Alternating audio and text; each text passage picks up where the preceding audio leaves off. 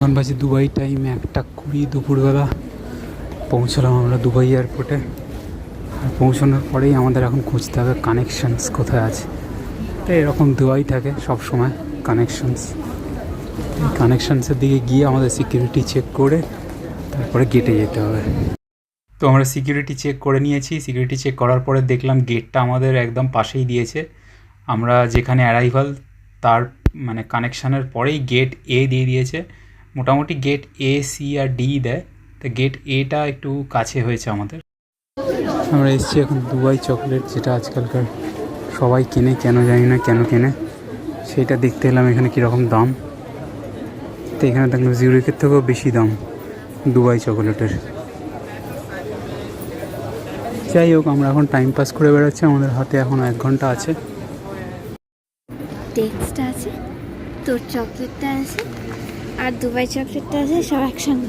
আচ্ছা, কত দাম দেয়? বেশি নয় তো, তাই জানি।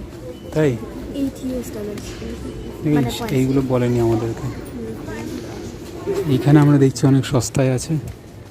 ডেটসের মধ্যে দুবাই চকলেট ঢোকানো, মানে খেজুরের মধ্যে ঢোকানো। আমরা সস্তার মধ্যে 2টো ডেটস কিনে নিলাম। এখানে নিজেকে এক্সপ্লোর করে সস্তারটা খুঁজতে হবে, নাহলে এখানের লোকেরা অবভিয়াসলি দামিটাই দেখায় সব সময়। এইটা কিনলাম।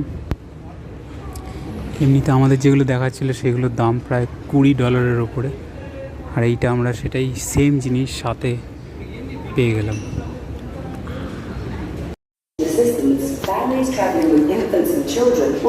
এখানে এখন কিউআর কোড স্ক্যানিং হয়ে গেছে, একটা ক্যামেরার দিকে জাস্ট তাকাতে হবে, যেটা আগে ছিল না, বা আমি হয়তো অনেক দিন আসিনি এমিরেটসে, সেটার জন্যও হতে পারে, কিন্তু অ্যাটলিস্ট 3-4 বছর আগে ছিল না এটা।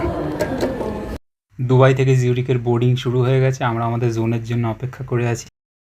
কলকাতার মতো ফ্যামিলি বোর্ডিং হয় না, এখানে জোন হিসেবে বোর্ডিং হচ্ছে। আমরা বোর্ড করছি এখন এমিরেটসের দুবাই থেকে জিউরিক ফ্লাইটের। ও কাকের টাটা করলি রে, বোর্ডিং হয় কোথায়? না এটা না, না ইয়ান